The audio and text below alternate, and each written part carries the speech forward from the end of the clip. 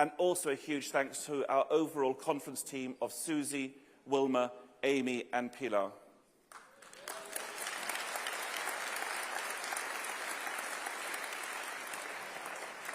A huge thanks to our policy, parliamentary and HQ staff teams for the amazing support they give all of us at conference. And of course, a special huge thanks to the Federal Conference Committee. I also want to thank... Yeah. It's the least from me. And also a huge thanks to the amazing stewarding team led by Mike and Jodie.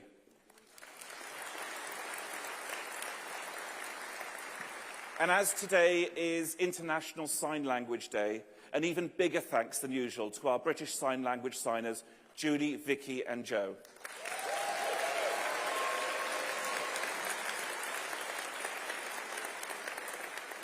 But overall, thank you to everyone who has taken part with the success of conference, both online and in the hall. You are what makes it successful, democratic and fun. Thank you.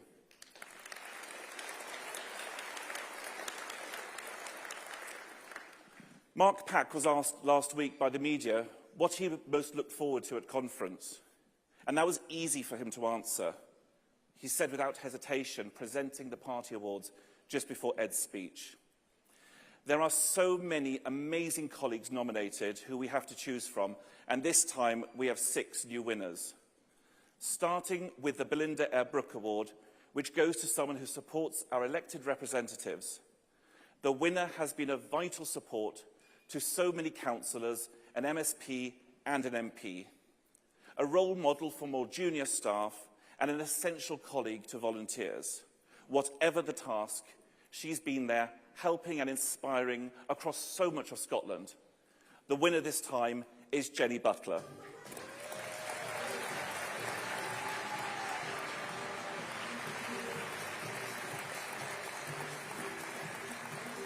Hello. Congratulations. Sorry you've got me. It's okay.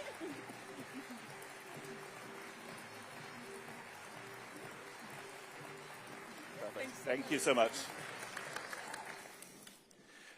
Next, we have the Dadabai Naroji Award, awarded to a local team for their success at promoting our own ethnic diversity.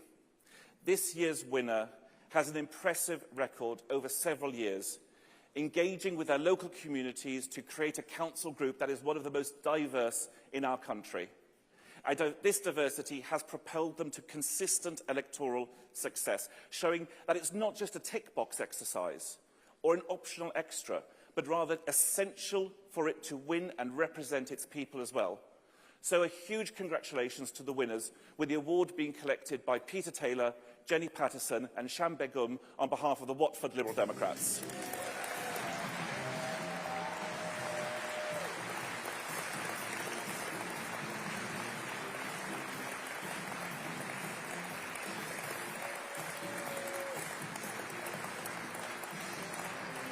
Congratulations. Sorry you've got me. Congratulations. Congratulations. There you go.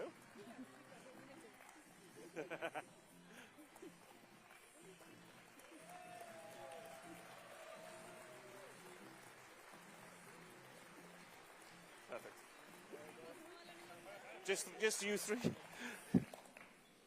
Next, we have the Harriet Smith Award for a member never elected to public office, but who has made an outstanding contribution to our party. And my goodness, this time's winner has. From helping her father win his council seat to helping a friend win the parliamentary seat. Hundreds of thousands of leaflets have passed through her home. Hundreds of volunteers have been supported by her. And the new MP, Alex Brewer, was elected with the support of our winner, Cara Stanford.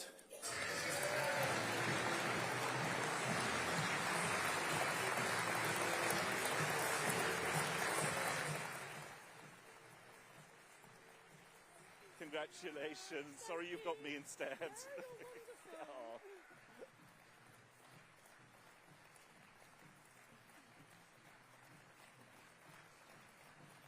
Perfect.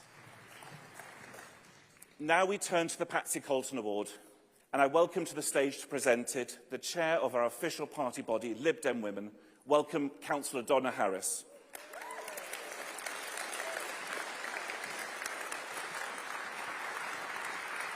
Thank you, Nick. Conference. Every so often, someone comes along who reminds us why we do what we do. And this award is for exactly that kind of person. Today, we celebrate someone who has shown extraordinary dedication to the community and to our party. They've stood up for equality, for affordable housing, and for women's safety. They've also held power to account, uncovered hidden funds for residents, and inspired activists up and down the country. A true champion of Liberal Democrat values. Conference, please join me in celebrating this year's winner, Councillor Chris Northwood.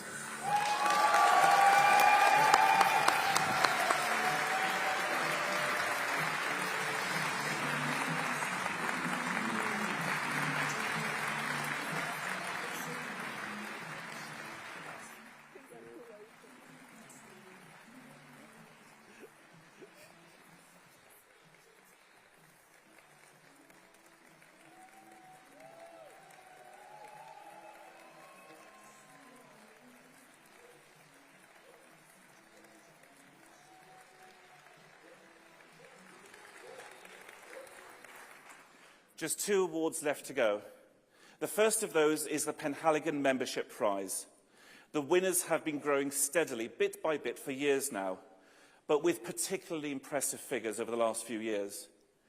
Facing huge all-up council elections next year in one of the largest councils in the UK, their membership has grown by over 72% in just the last year, bringing them a whole host of potential new candidates and campaigners they need to hold a failing Labour to account.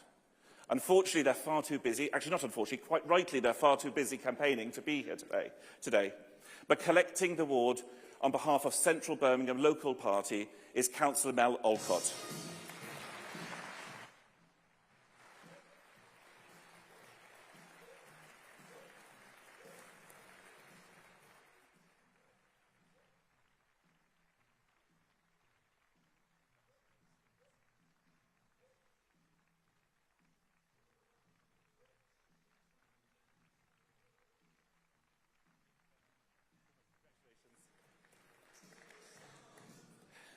Conference, it's only one award, but honestly, this year's winner has done enough to deserve 10 times over. They were first elected as a councillor whilst at university and for a while were the country's youngest. Group leader for over a decade, they have a winning team that has kept on beating Labour again and again. Winning power, making a difference to people's lives with practical actions, such as giving 1,000 students extra help with student school uniforms. But on top of all of that, they have been an essential part of our conference team. A steward for over 25 years, and today is his last day after over a decade as our chief steward. So our winner of the President's Award is Council Leader, Chief Steward, Mike Ross.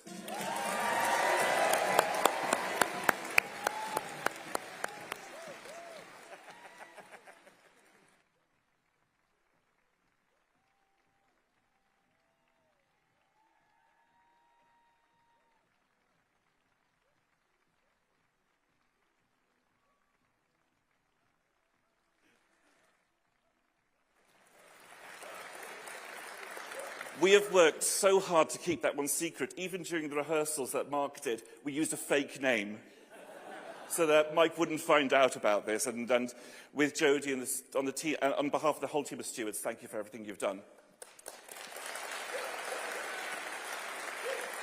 So congratulations to all of our award winners. And it now gives me great pleasure to hand over to our party treasurer, the fantastic Tilly McAuliffe. Thank you.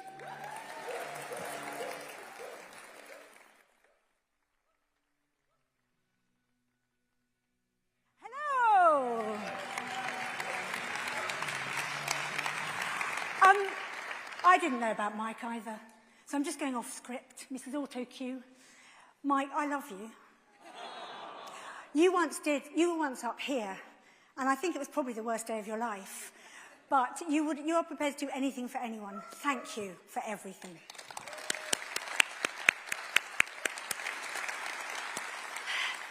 So that's the happy bit. And now I'm going to get you really depressed. Because guess what we're talking about? Yes, Good afternoon, conference. I hope you're well. I want to start by saying what a wonderful place this is. I feel so warm and comfortable here with you all. I feel so at home here among like-minded liberals. I almost don't want to go home. Well, maybe to see my dogs, my husband, my kids, but you know. I don't want to step back into the wider world of anger, division and malice, of Elon Musk sparring on X, zealots taking to the streets of London. But I have to. Bang. We have to. We don't get to stay here in the cocoon because there's work to do. And that is what really keeps me going. We are not watching the world fall apart from the sidelines. We are the ones rolling up our sleeves and doing something about it. And I'm so proud of that. Thanks to you, you're not going to believe what I'm going to say now, we now have more MPs than any other third party since universal suffrage. We've made great gains in 7 consecutive local elections. We control more councils than the Conservatives.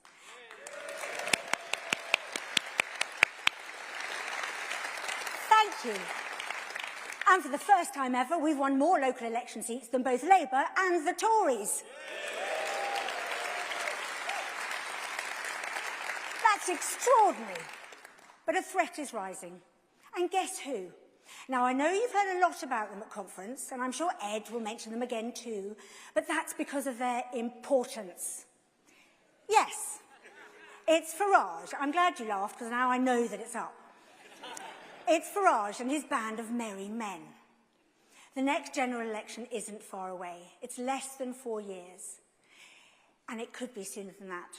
It's a blink of an eye in politics. Reform will use every contest between now and then, by-elections, local councils, devolved assemblies, mayoral races, even the police and crime commissioners, to make gains and demonstrate their strength. Every foothold makes them harder to shift. Every small win fuels headlines, attention and credibility. And every step forward for them is a step backwards for Britain. Now, you know what I'm going to say? A donation would be really nice right now. Really appreciate. Do use the buckets or the QR code here, or go to libdems.org.uk/appeal. I'm going to have a glass of water while you get your phones out of your bags. While you get your money out of your pockets. Reform, try and convince people that they're fresh and new. They're not. They are reheated, hard-right Tories with angrier slogans and nastier soundbites. The same failed ideas. But if we don't move fast, they'll sell themselves as the alternative, the new kids on the block to solve all our problems. The playbook is simple. Division, fear, dog whistles. They peddle conspiracy theories. They cozy up to anti-vaxxers at their conference. They take money from big oil to block clean energy and green jobs. They shout scare stories and offer no solutions. We do. Please give. That is not the future our children deserves, which is why it falls to us, the Lib Dems, to stop them. Because, you know, we are the only party who can stop them at the moment. I'm going to move on to some good news. Maybe, Shafak, you could start the applause again. 44% of UK voters say they're open to voting Lib Dem. In council by-elections, the Tories are losing 80% of their seats. Labour are losing 70%.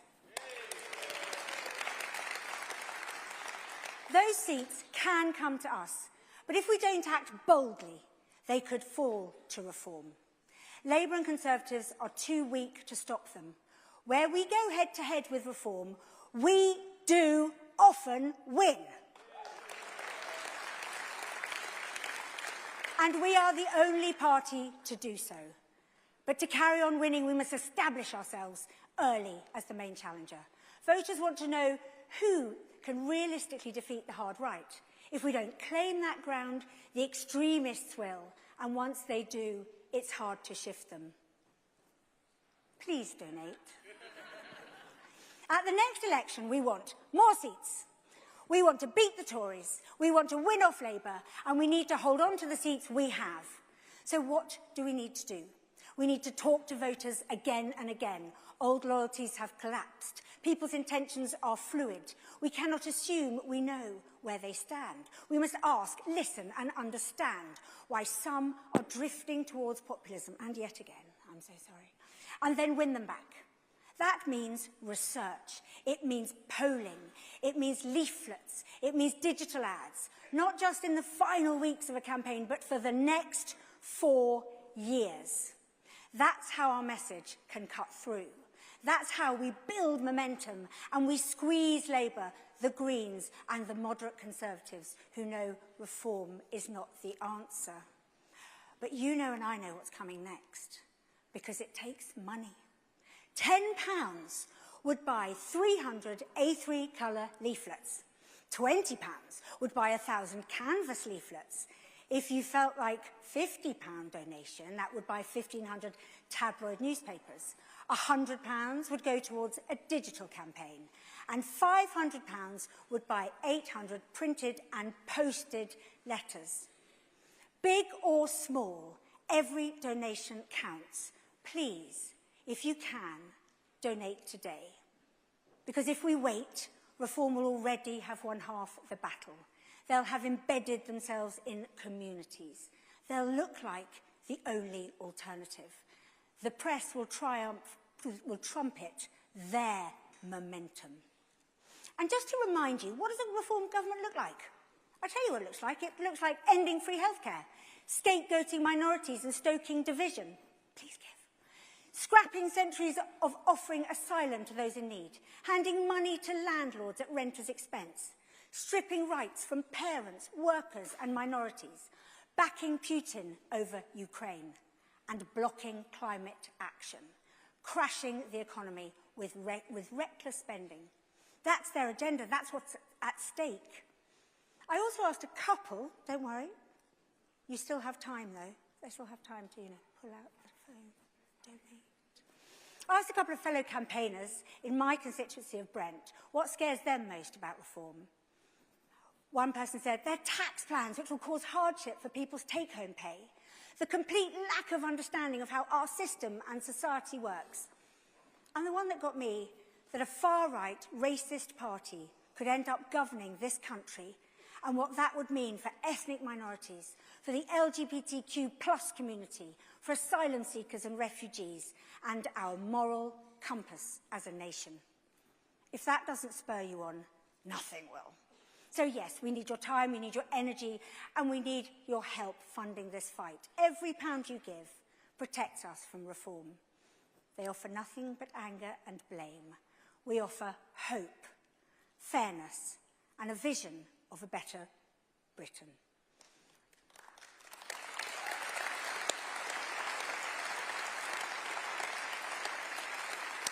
So please, right now, take a moment, scan the code, put the money in the bucket, pop something in the bucket. Whatever you give, you'll be funding the fight we need to win. I'm back to winning. I'm back to positive. Because it gives me a huge, enormous pleasure to invite our amazing MPs onto this stage. Please give them an enormous Lib Dem round of applause.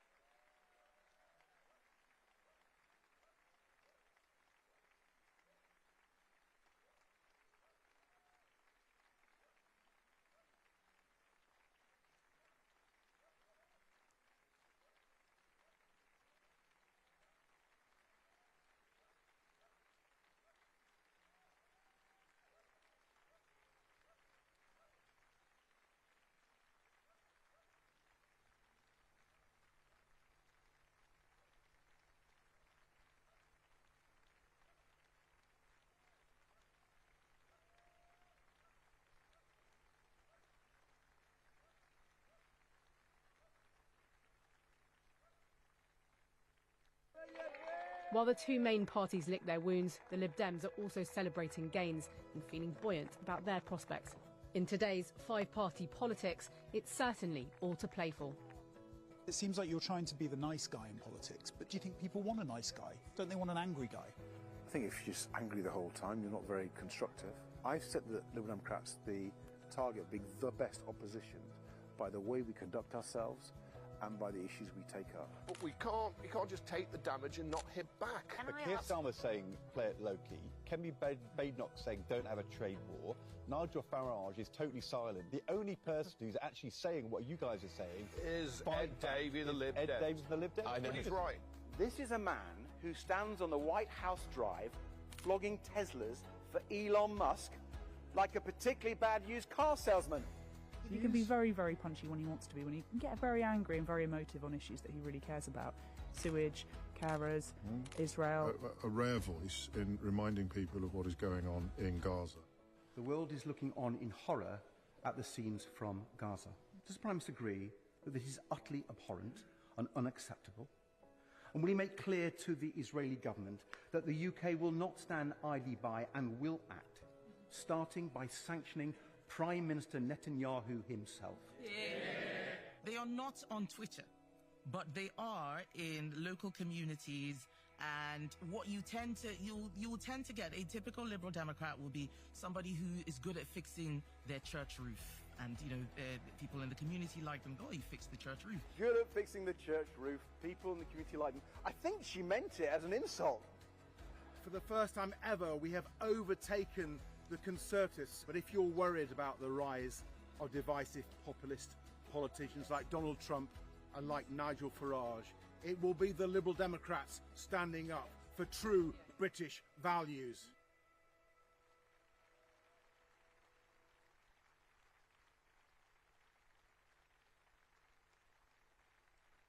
Conference, please welcome the leader of the Liberal Democrats, Ed Davey.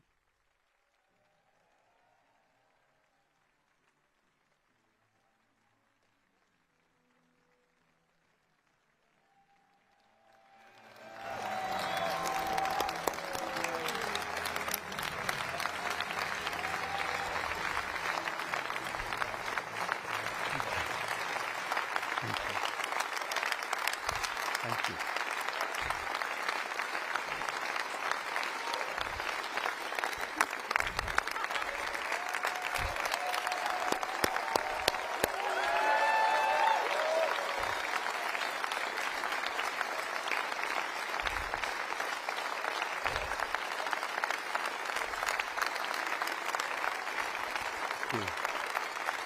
Thank you. Thank you, Conference. What a time we've had here in Bournemouth. Lots of lively debates on so many important topics. And somehow we've managed to get through it all without bringing someone up onto the stage to argue that it was COVID vaccines that caused cancer in the royal family. See, Nigel, it can be done. Friends, when we were last here in Bournemouth 2 years ago, I challenged us to get more Liberal Democrats elected to Parliament, and you rose to that challenge.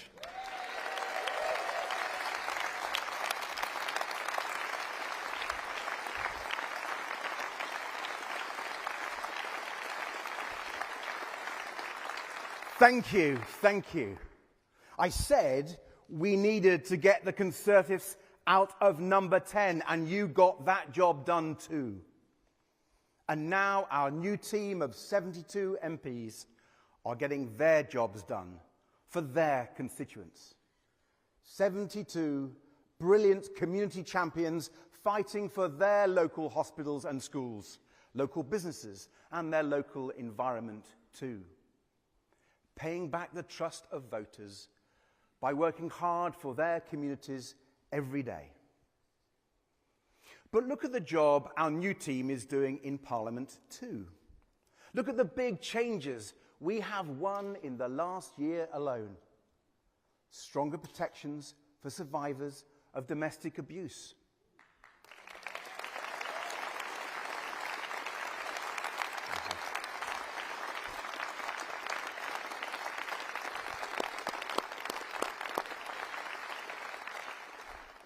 better support for family carers.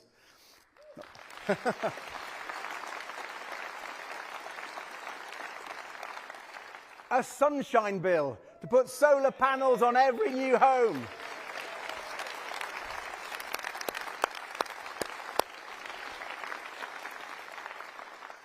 Making sure every child living in poverty gets a healthy lunch at school for free.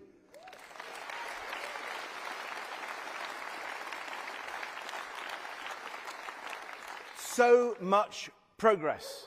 And none of it happens without Liberal Democrats in Parliament. An amazing record of achievement already, and we're planning much more. We followed up last year's historic national success with this year's set of fantastic local election victories. Gaining more councillors for the 7th year in a row. Our best ever winning streak.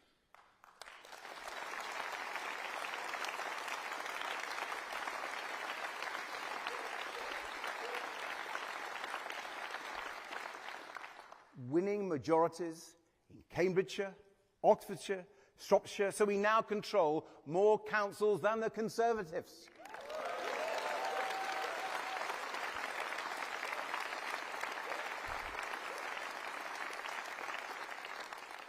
Winning more council seats than either Labour or the Conservatives for the first time ever in our party's history.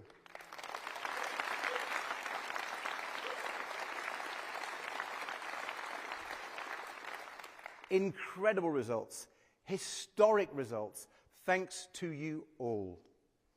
And conference, the last few years have been the most successful our party has ever had so far. Because friends, let me tell you this, in the immortal words of Frank Sinatra, the best is yet to come.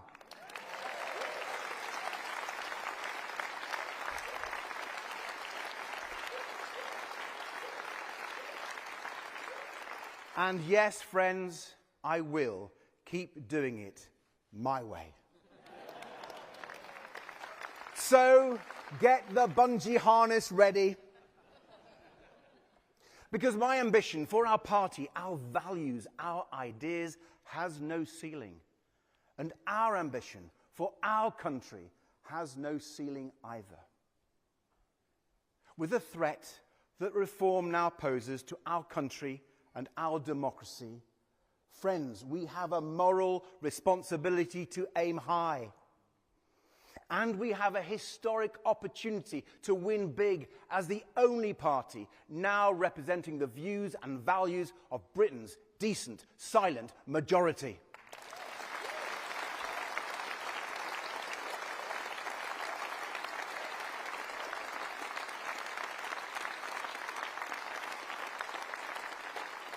So let me tell you in confidence our secret first target for the next general election. Our first target is to win more seats than the Conservatives for the first time since Herbert Henry Asquith in 1910.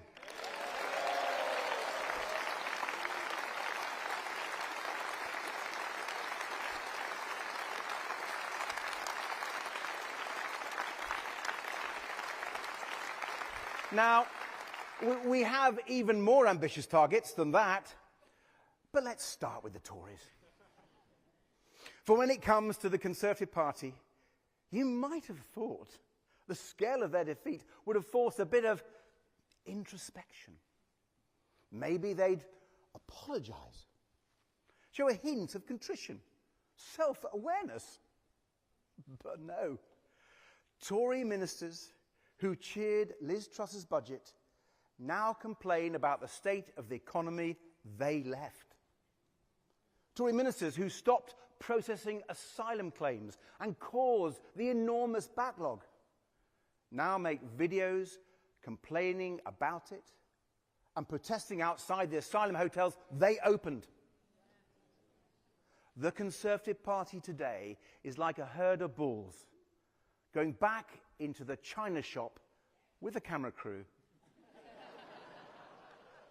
pointing at all the broken china everywhere and decrying the state of china shops in woke, liberal Britain.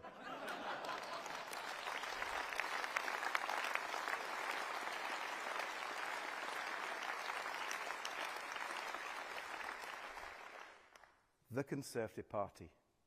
No shame, no remorse. No wonder the country is saying no thanks. Conference, I've lost count of the people who've told me they voted Conservative all their lives, but now they've switched to the Liberal Democrats.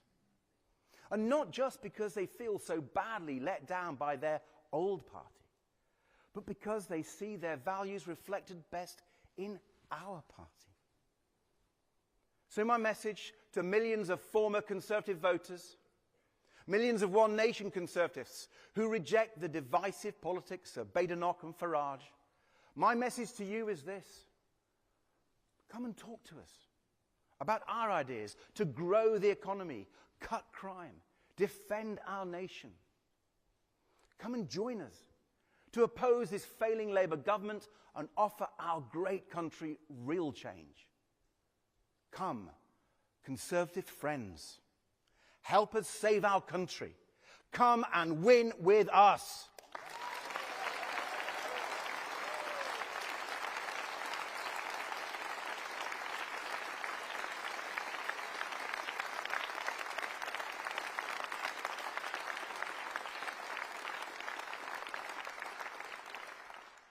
Friends, I'm going to let you in on another secret about our plans for the next election. Friends, this is not to leave the hall. We won't only be targeting seats held by the Conservatives. I said before the election that just getting the Conservatives out of power wouldn't be enough. We were all worried, weren't we, that Labour wouldn't be nearly ambitious enough to make the big changes our country needs. I really hoped Labour would prove us wrong. But they haven't, have they? They've no vision for our country's future, no plan to really change things. Conference, don't just take it from me. That's what Labour MPs and Labour members are saying about their own government.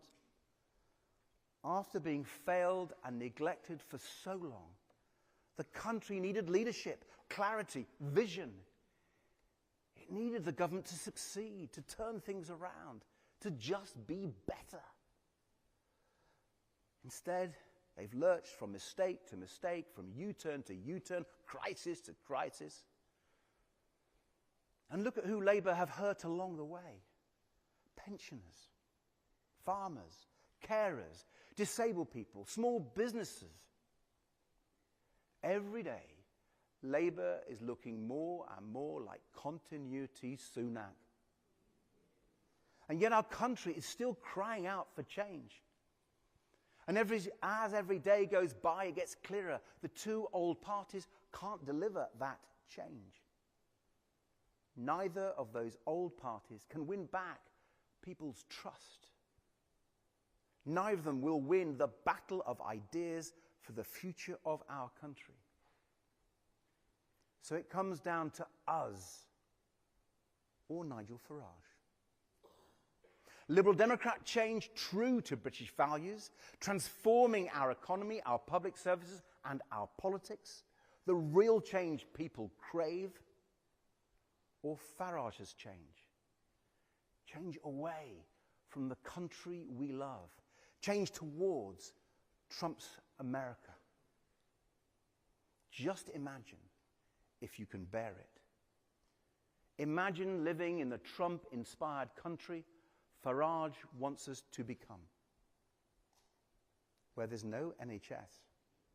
So patients are hit with crippling insurance bills or denied healthcare altogether. That is Trump's America. Don't let it become Farage's Britain.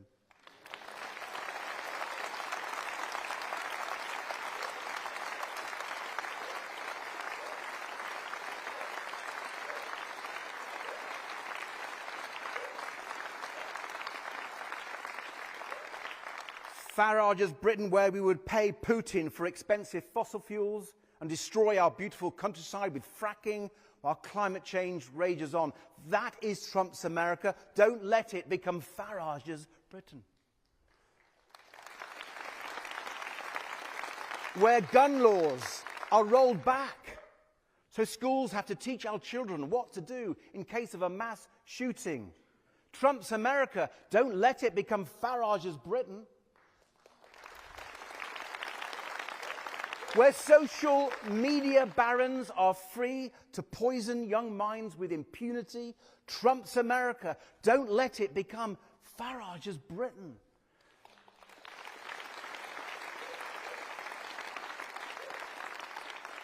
Where the government tramples on our basic rights and freedoms unconstrained by the European Convention on Human Rights. Where Andrew Tate is held up as an example to young men. Where racism and misogyny get the tacit support of people in power. Where everything is in a constant state of chaos. That is Trump's America. Don't let it become Farage's Britain.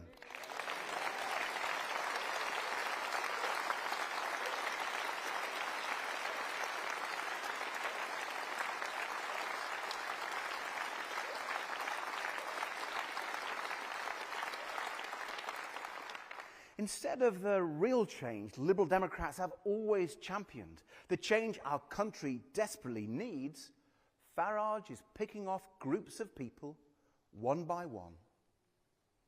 If you've got a mental health problem, Farage says you're probably making it up, even as suicides have risen to a 25-year high.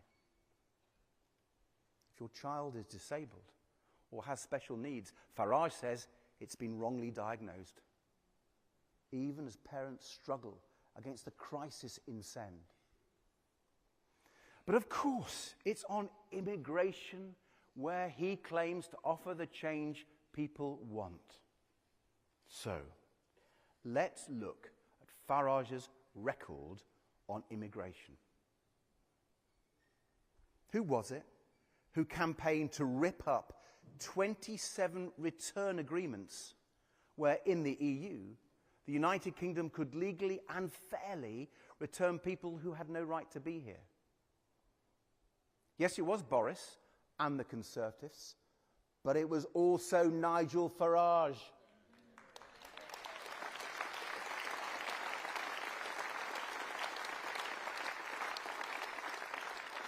He helped cause this crisis, and he should apologise.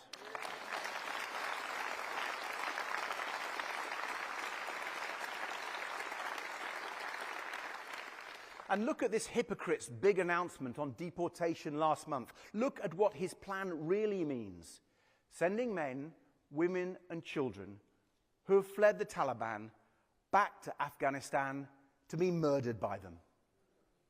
And even paying the Taliban to do it. That isn't patriotic. That isn't British. That isn't who we are. And that's why it's so frustrating, so infuriating that Farage gets such an easy ride from the media.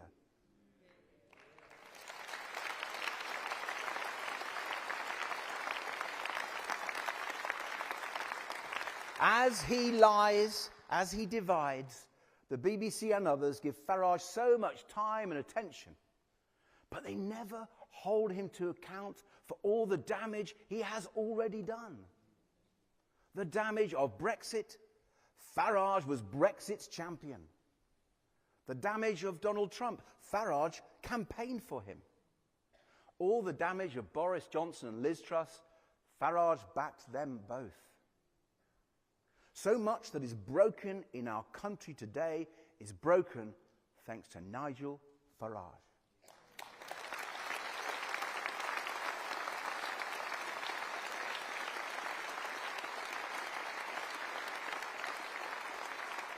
And now he wants to break it even more, unless we stop him.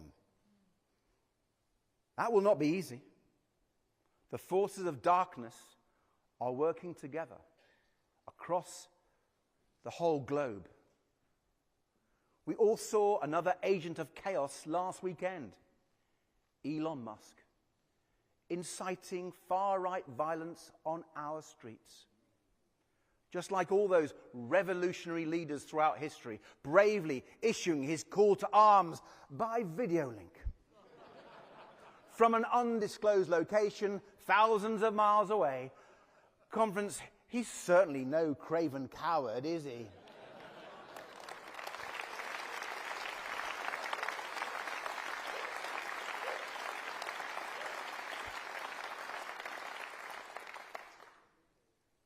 But we know why Elon Musk is so keen to meddle in our democracy, don't we? It's not because he cares about the British people. It's not about our rights and our freedoms. It's all about Musk's ego, his power, and his wealth. He rails against the Online Safety Act, but not because he cares about free speech. It's because Musk wants to run his social media platform without safeguards, without taking any responsibility for the terrible harm it is causing, especially to our children. After Musk took over and slashed the platform's child safety teams, X has become a much more dangerous place for children. The promotion of self-harm, of grooming, of sexual exploitation, all happening on Elon Musk's watch.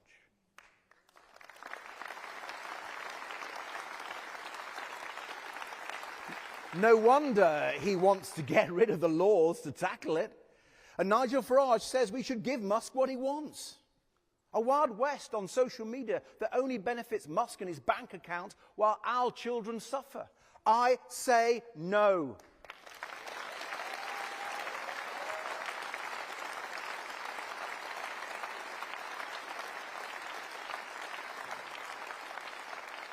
The UK must stand up to Elon Musk and properly enforce our laws so he can't get away with inflicting harm on our children, holding the powerful to account, no matter how powerful they are. It's what liberals are all about.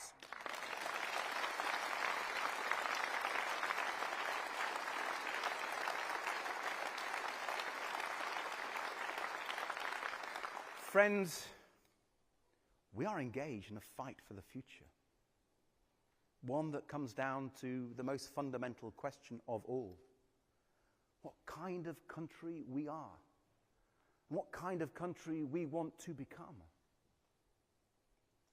For the British people, there's a real choice right now between the traditional values that have made the United Kingdom great and dark forces that threatened our country before. When a country faces so many big challenges on so many different fronts, there are two ways it can respond. One is to set our sights lower, become smaller, meaner, give in to the worst in us, close ourselves off, turn inwards, hark back to a simpler time, talk about all the things we can't do. Trump's America. Don't let it become Farage's Britain. Reform's vision of the future is not one befitting our great United Kingdom. The other path, the better path, is to do what Britain has always done when confronted by such big challenges in the past. Rise to them together with guts, determination, and hope. You see, I start from a deeply optimistic view of our country. When I travel the UK, I meet people from all backgrounds, all walks of life, working hard, raising families, helping others, playing by the rules.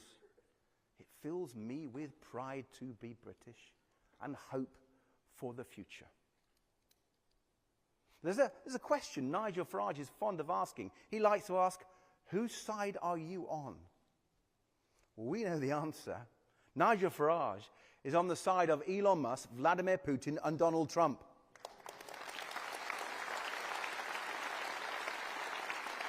Liberal Democrats are on the side of the British people.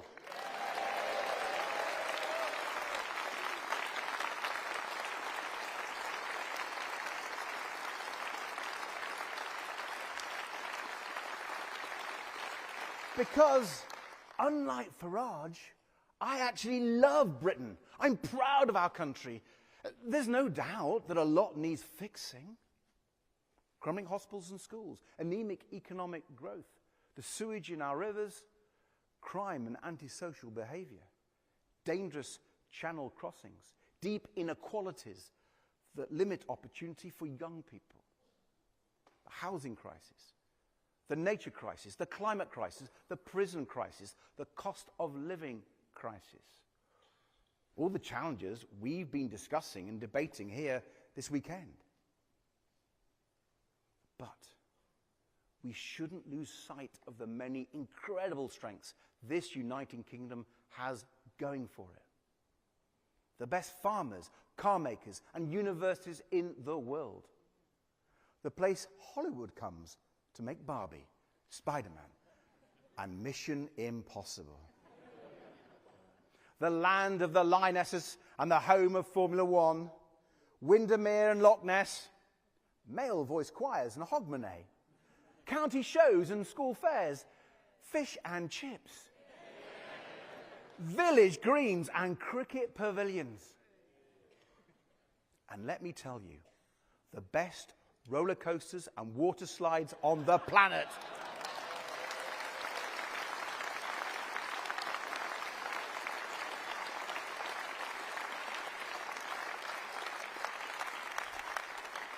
So much to celebrate about our country. But above all, our strength lies in the British people and our shared British values. We are a nation that believes in tolerance, decency, and respect for both individual freedom and the rule of law. That is our United Kingdom. And that is why I am so confident that together we can get things back on track. Because the crises we face, these are not the failings of the British people, they are the failings of governments, Labour, Conservative and SNP. And we know that there are no failings of British governments that cannot be put right by the talents of the British people, as long as they have the power and the freedom to make it happen, and the powerful vested interests are held to account.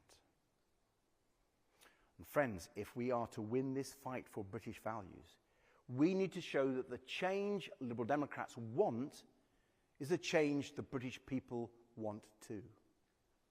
And that starts with the economy. We must show we can show that only Liberal Democrat change will fire up our economy again.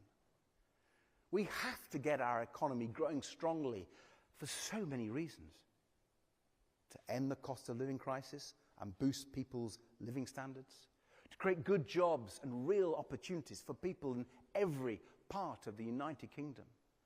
To generate the revenues we need for the National Health Service and our other public services, and raise the money we need for our national defence too.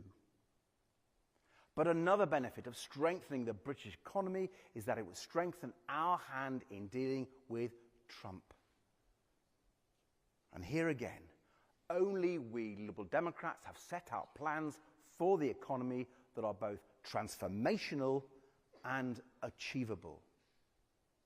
Plans to rebuild our relationship with Europe, tearing down the conservative trade barriers with a new customs union.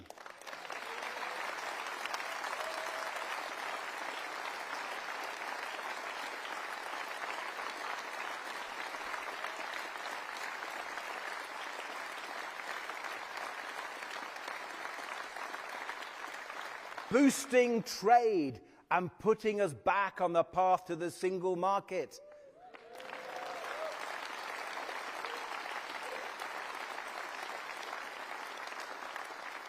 Conference, there is no serious strategy for restoring economic growth that doesn't involve rebuilding Britain's relationship with Europe.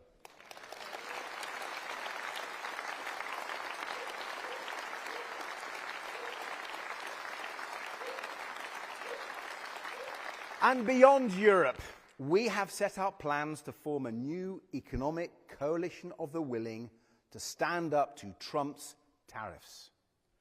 Not only with our European neighbours, but Commonwealth allies like Canada and other like-minded nations across the globe. To take control of our own economic destiny instead of waiting anxiously for the next rambling Trump press conference. And then there's our plan to cut energy bills in half by 2035.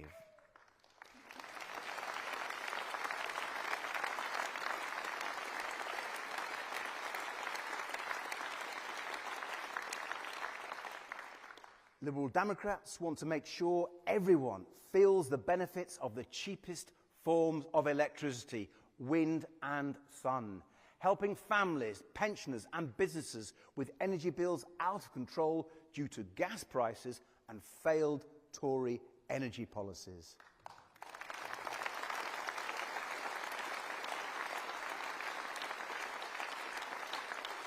Big, bold Liberal Democrat ideas to cut the cost of living and grow our economy, to build a country with opportunity for all, the kind of country we want to be.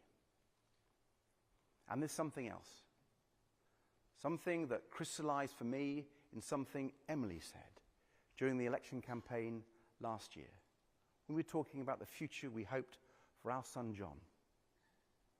Emily said, what you've got to have is a caring community, a caring society. That's our best hope for the future. A caring society, a caring country. That's the kind of country we want to be. A country that properly values care and properly values carers too. This is personal for me, as you know, but it's something our party has always fought for. Last month, our Liberal Democrat family mourned the loss of the wonderful Annette Brooke here in Dorset. And it's been striking to hear the word so many people most associate with Annette: caring. In Parliament, Annette campaigned on behalf of blind children and young carers. And after Parliament, she set up a support group and put on tea dances for people with dementia and their carers. We miss Annette deeply. She understood the value of care, and so do we all.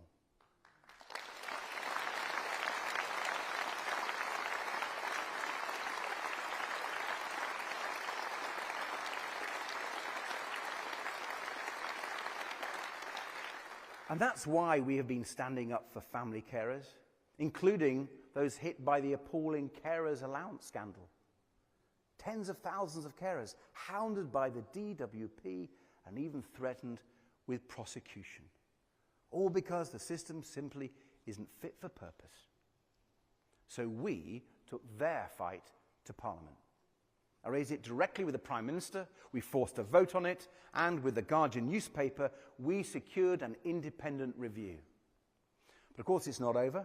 When that review concludes, and I hope it's soon, that will be the moment for the government to finally overhaul the way we support family carers. Not just to make some tweaks and tinker around the edges, but put in place a system that actually reflects the reality of life as a carer. A system that makes it easier to juggle work with caring responsibilities.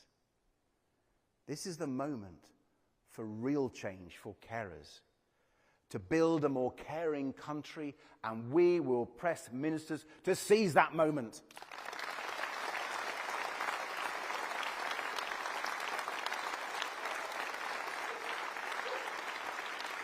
And conference, we want to be a caring country that honours the ideals of the NHS. Not just in words, not just in theory, but in practice. High quality healthcare, free at the point of use, and crucially, accessible to everyone, wherever and whenever they need it. Whether that's the mum trying to find an NHS dentist for her daughter, the pensioner trying to get an appointment to see his GP, the teenager dialing 999 because his dad's had a heart attack. Or the family whose world has just been turned upside down by a cancer diagnosis. A caring country.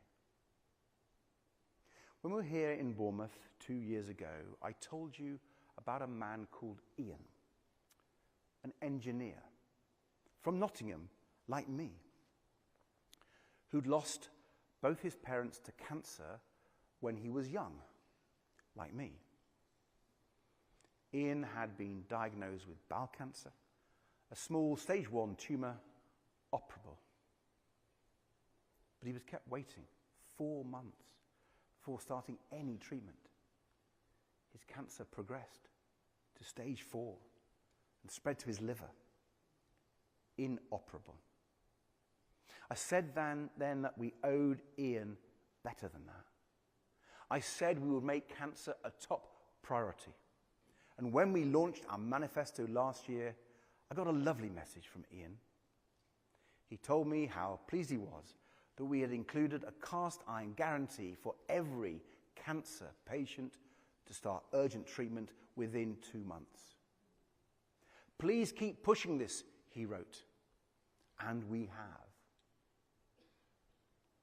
In March, I got another message, this time from Ian's best friend, to say Ian had sadly passed away.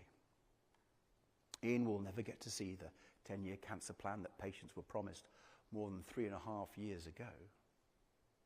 But I hope it will come very soon and be as ambitious as today's cancer patients and the patients of tomorrow need it to be. Ian will never get to see whether our 62 days cancer guarantee gets written into law. But he asked me to keep pushing for it, and I promise you, Ian, we will.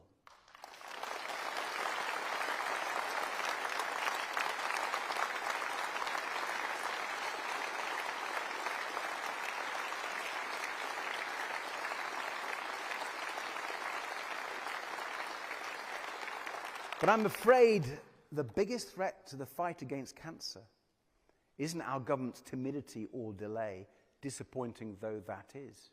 No, it's actually what's happening on the other side of the Atlantic. Because the United States is by far the world's biggest funder of cancer research, mostly through its National Cancer Institute. But since Donald Trump returned to the White House, he has cancelled hundreds of grants for cancer research projects. He's slashing billions of dollars from the National Cancer Institute's budget. He's even ordered a review of all grants for research involving supposedly woke keywords, including the word women. And last month, Trump's health secretary, Robert Kennedy Jr., cancelled $500 million worth of research into mRNA vaccines. He did it based on totally false conspiracy theories about these life-saving vaccines, the same type of vaccines that protected us from COVID just a few years ago.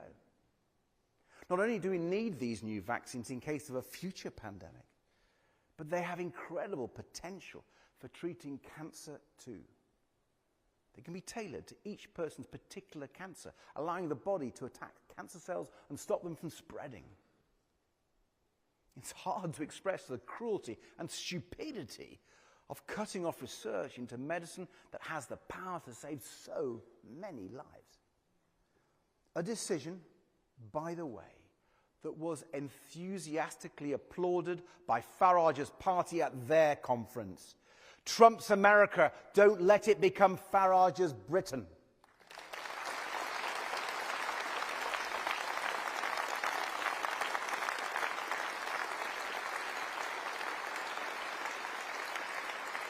And conference, I don't think we should let the Trump administration hold back progress on tackling cancer like this. The UK should step up and say, if Trump won't back this research, we will.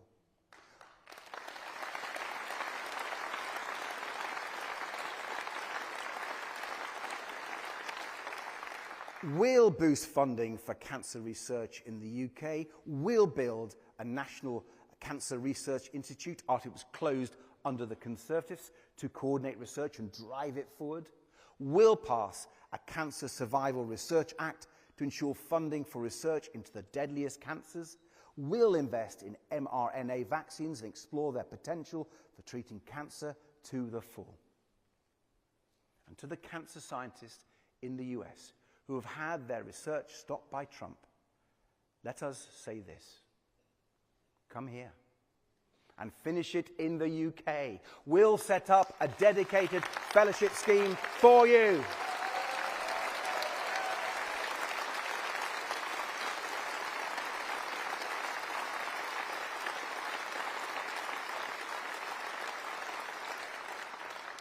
The United Kingdom, stepping into the vacuum left by Trump's anti-science agenda, especially after the dangerous nonsense he's peddling today about paracetamol for pregnant women. The United Kingdom, leading the world in the fight against cancer and giving patients real hope with the treatment they need. Britain, delivering on the promise of the NHS. A caring country, a healthy country, a great country. That is the kind of country we want to be. So, despite all the challenges, I have no doubt that together we can build a better future for our country, guided by our British values and our liberal principles. But if we are to change our great country for the better, we have to help change our world for the better too. Too many of the threats the UK faces are international ones, from Putin's Russia to climate change, from international crime gangs to foreign conflicts that cause chaos around the world and wash up on our shores. So the UK must stand tall on the world stage, stand together with our allies, stand as a force for good, as we have done, proudly, in solidarity with Ukraine as they resist Putin's brutal war machine.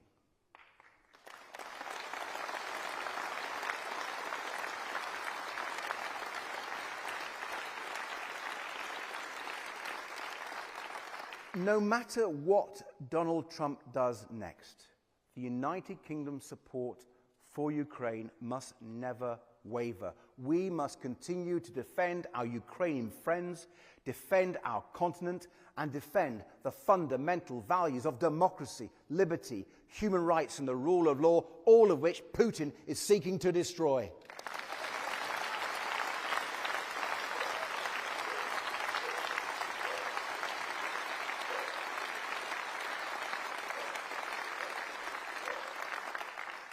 Democracy, liberty, human rights, and the rule of law. Our United Kingdom is at its best when it proudly champions these fundamental values. And that means taking action when they are being trampled over, as they are undeniably right now in Gaza. Friends, I traveled to Israel and Palestine last year. I saw the devastation in the kibbutz, raided by Hamas terrorists on October the 7th. I joined mourners at the site of the Nova Music Festival, grieving the loved ones brutally slain by terrorists. I spoke with the families of hostages who are still held captive almost 2 years later.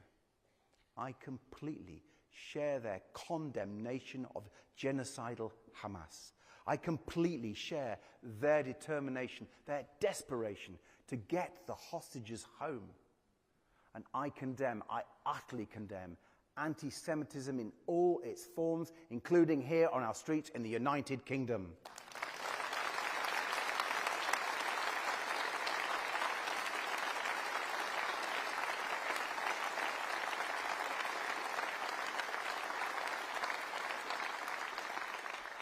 And let us also be clear. Nothing can justify what the Netanyahu government is doing to innocent men, women and children in Gaza.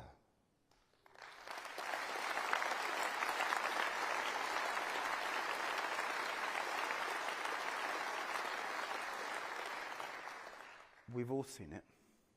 The baby boy, starving and skeletal, held tight in his mother's arms. The crowds of desperate people rushing to get food.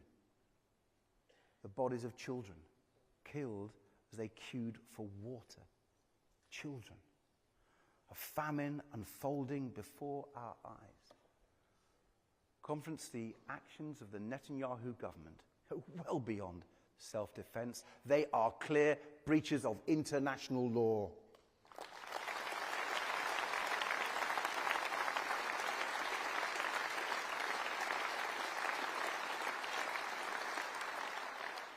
I think Omer Bartov, an Israeli historian and former IDF soldier, puts it simply but clearly. What Netanyahu's government is trying to do is, quote, to make Gaza uninhabitable for the population. Now, there is a case on this before the International Court of Justice, and it is right that we, as a party, support that process and respect the role of the international courts in upholding and enforcing the Genocide Convention. But the court is unlikely to be able to give its judgment for another 2 years or more. And I cannot shake the words of two leading Israeli organizations, B'Tselem and Physicians for Human Rights Israel. They said powerfully and plainly, in these dark times, it is especially important to call things by their name. Conference, they are right. Respecting the role of the ICJ should not stop us from speaking the truth today. We must call it by its name, and we must condemn it unequivocally. What is unfolding in Gaza is a genocide, and the United Kingdom must do all it can to make Netanyahu stop.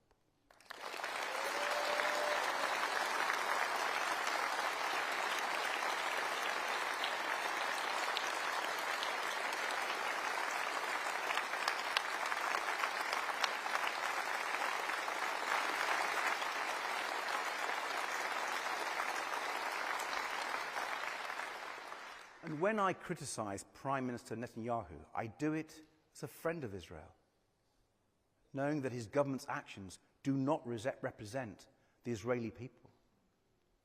I stand shoulder to shoulder with the Israeli parents of hostages still held captive by Hamas, and who desperately want their government to change course. Like Itzik Horn, who I met when I was in Israel, and who last week called on Netanyahu to sit down with him and explain why his son, Eitan, is still rotting in a tunnel. Conference, I want to get Eitan home to his dad. I want to get all the hostages home. This has to stop. And I am proud that the United Kingdom has finally recognized the independent state of Palestine, something we have rightly led the charge on for almost a decade.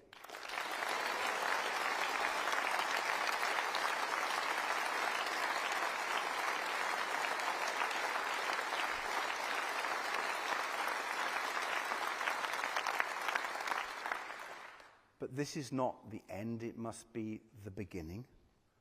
The moment that the UK finally steps up and does everything we can to end this appalling cycle of bloodshed, to get the hostages home, to end the aid blockade, to build a viable Palestinian state without Hamas, to secure a two-state solution, the lasting peace that both Israelis and Palestinians deserve.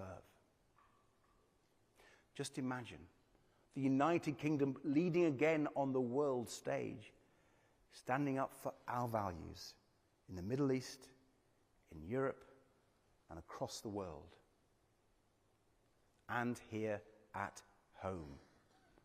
Our United Kingdom, not Trump's America, not Farage's Britain. A country where everyone's rights are protected and respected. Our United Kingdom, not Trump's America, not Farage's Britain. A country where we take care seriously and fix our NHS. A country that tackles climate change and protects our natural environment. A country with a thriving, dynamic economy that rewards aspiration and gives everyone the chance to succeed. Our United Kingdom, not Trump's America, not Farage's Britain. A country where everyone has real power to make decisions about their own lives and where the powerful are held properly to account. That's our United Kingdom. That's the country we want to be. That is the change we want to make.